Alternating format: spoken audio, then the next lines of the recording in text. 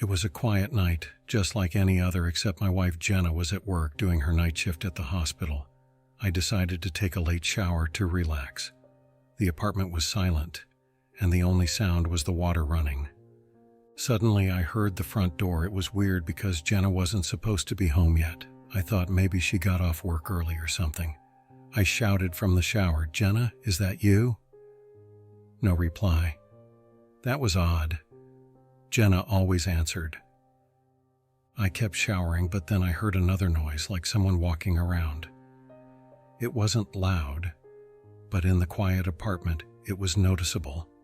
I called out again, "Jenna?" Still no answer. This was getting creepy. I thought maybe Jenna was playing a prank or something. She sometimes did that, but she would have laughed by now, showing it was just a joke. I turned off the shower to listen better.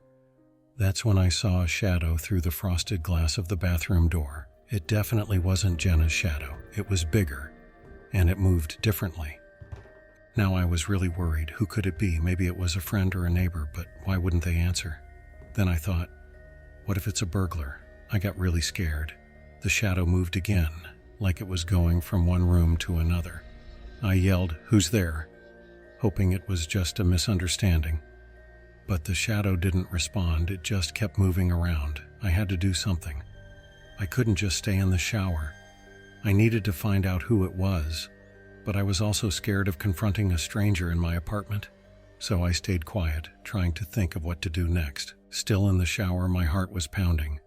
I knew I had to be smart. Maybe it was a burglar, and confronting them could be dangerous. I decided to stay quiet and just listen. The footsteps were getting closer to the bathroom door. My mind was racing. I wished I had my phone with me to call the police. The shadow appeared at the bathroom door again.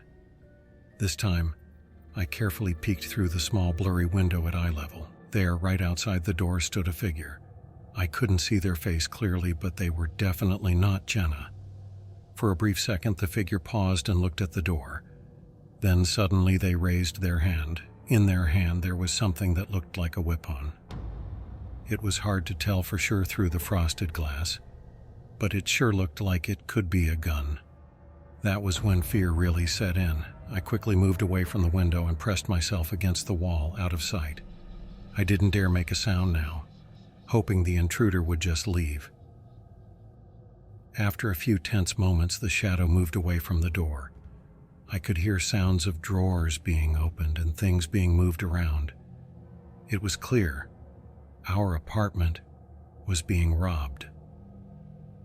When the noise stopped and I felt it was safe, I finally stepped out of the bathroom. The living room was a mess. Our stuff was everywhere, drawers emptied. It was heartbreaking to see. I ran to the bedroom and thankfully found my phone still there. The burglar probably hadn't come into the bedroom, thinking it wasn't worth the risk. I called the police, who arrived quickly, but the burglar was gone. After the police left, I began cleaning up, trying to bring some order back to our apartment. When Jenna got back, I told her everything. We were both shaken, but relieved it wasn't worse.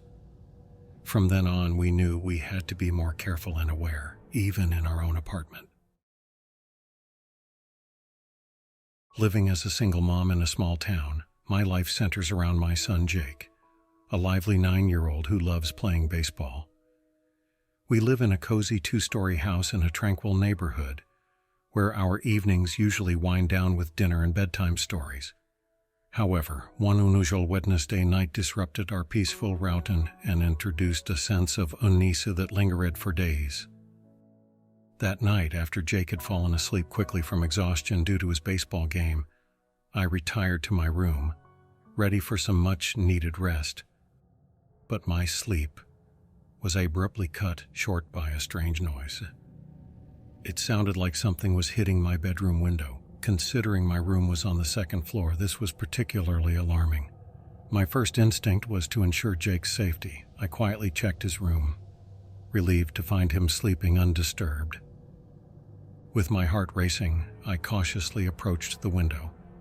Peering out, I saw a figure in the darkness, throwing objects that gently tapped against the glass. Bathed in the faint moonlight, his intentions were unclear, and his presence sent a chill down my spine. After a tense few minutes, he stopped and disappeared into the night. The next night, I was apprehensive but tried to maintain a sense of normalcy for Jake's sake. After our usual evening routine, I put him to bed and settled in my room, alert and anxious. Right on cue, the noises started again. This time, my fear turned into anger. I rushed to the window and saw the same figure in the dark. Gathering my courage, I opened the window and yelled out, threatening to call the police. The figure paused, seemingly looking right at me, and then, without a word, turned and walked away.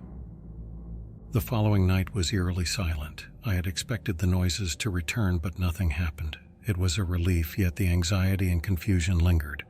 I couldn't shake off the feeling of being watched, of being targeted for reasons unknown.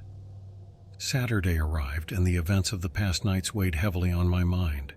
I decided to go to bed early, hoping to avoid any more disturbances. Jake was asleep, and the house was quiet. I settled in with a book, but my attention was divided, half expecting the mysterious tapping to start again. Sure enough, as the clock neared 9 p.m., the tapping sound returned. I hesitated, then went to the window, bracing myself, but to my surprise there was nobody there. The tapping stopped, and before I could process this, a different sound caught my attention, a knock at the front door. Feeling a mix of apprehension and curiosity, I made my way downstairs. Who could it be at this hour, especially after the recent unsettling events? The knocking was persistent, urging me to hasten my steps. As I approached the door, all sorts of scenarios ran through my mind. Could it be the same person who had been making the noises at my window? And if so, why come to the door now? I took a deep breath and peeked through the small window next to the door. Instead of a threatening figure, I saw my neighbor, Mr. Thompson, standing on my porch. He looked concerned and slightly out of breath. Relieved yet still apprehensive, I opened the door, keeping the chain latched as a precaution. Mr. Thompson quickly explained why he was there. He had seen someone climbing over the fence and throwing stones at my window. He had shouted at the person, who then ran off. He had come over to check on us and make sure everything was all right. I thanked him, feeling a mixture of gratitude and lingering fear. The idea that someone had been lurking in our backyard, throwing objects at my window, was deeply disturbing. Mr. Thompson suggested I report the incident to the police, but I was hesitant, hoping this would be the last of it. After ensuring all the doors were locked, I went back upstairs to Jake's room. He was still sound asleep, blissfully unaware of the night's events. Sitting beside him, a feeling of protectiveness washed over me. I was determined to keep him safe, no matter what. The disturbances ceased after that night. Our life gradually returned to its normal rhythm, but the memory of those strange nights stayed with me. Every unexpected sound at night would make me tense, a reminder of the fear and uncertainty we faced.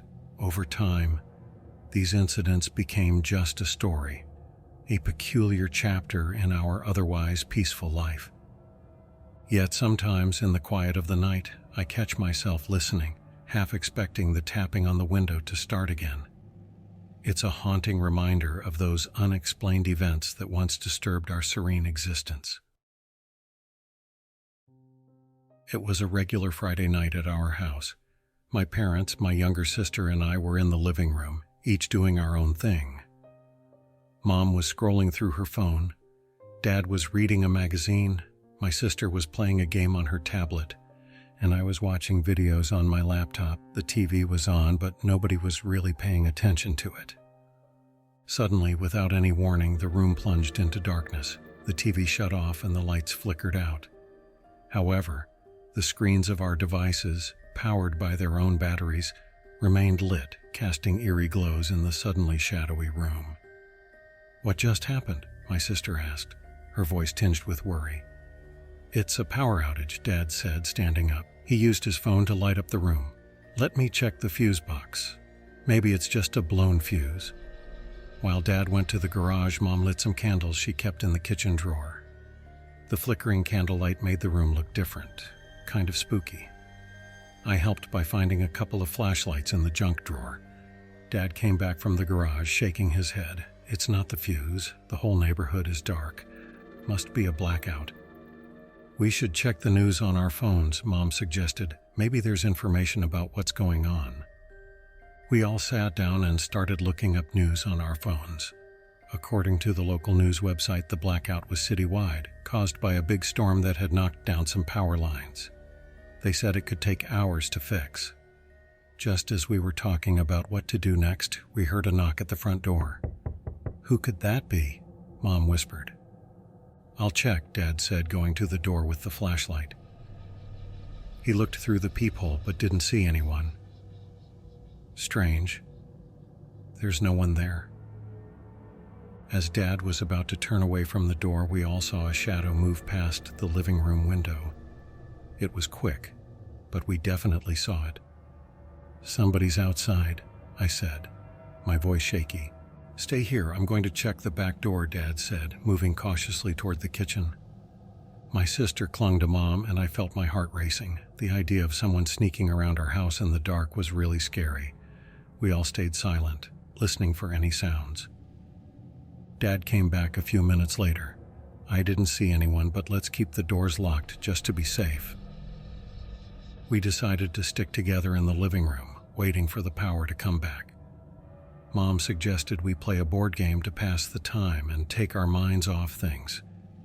It was weird but kind of fun, playing by candlelight. It felt like we were in an old movie or something. Hours passed and it was getting late. We were all getting sleepy, but nobody wanted to go to their room. "Let's all sleep here in the living room tonight," Mom proposed. "It'll be like a family camp out." We got some blankets and pillows and made a little camp in the living room. It was cozy, and for a moment, we almost forgot about the blackout and the strange shadow outside. But I couldn't shake off the feeling that something wasn't right. I kept looking at the windows, expecting to see the shadow again. We had just settled down in our makeshift camp in the living room when I heard a noise from the backyard. It was faint, like the sound of something being moved or knocked over. "Dad, did you hear that?" I whispered, nudging him awake. He listened for a moment and then nodded. "Stay here, I'm going to check it out," he said, grabbing the flashlight. Mom looked worried as Dad went towards the back door. My sister clutched her pillow tightly, her eyes wide with fear. I felt nervous too, but tried to act brave. Peering out the kitchen window, Dad scanned the backyard with the flashlight. That's when he saw them. Figures moving in the dark, trying to be quiet but clumsily bumping into things. They were thieves, taking advantage of the blackout to steal from our shed. Dad flung the back door open and shouted, "Hey, who's out there? Get away from our house." Startled, the figures, two of them, stopped and looked towards the light. They hesitated for a second, and then took off running, jumping over our fence and disappearing into the darkness. Dad quickly locked the door and came back to us. There were two guys in the backyard trying to steal stuff from the shed. They ran off when I shouted. Mom let out a sigh of relief. "Thank goodness you scared them away." The night seemed to stretch on forever. Every little noise made us jump. Finally, the sky started to lighten with the first rays of dawn. We hadn't seen or heard anything else suspicious, but we were all relieved to see the daylight. As the sun rose higher, the power finally came back on. The lights flickered to life and the normal sounds of the house returned. It felt like a huge weight had been lifted. The rest of the day was quiet. We talked about what had happened and how we could better prepare for emergencies in the future, but mostly we were just happy to be together, safe and sound in our own home.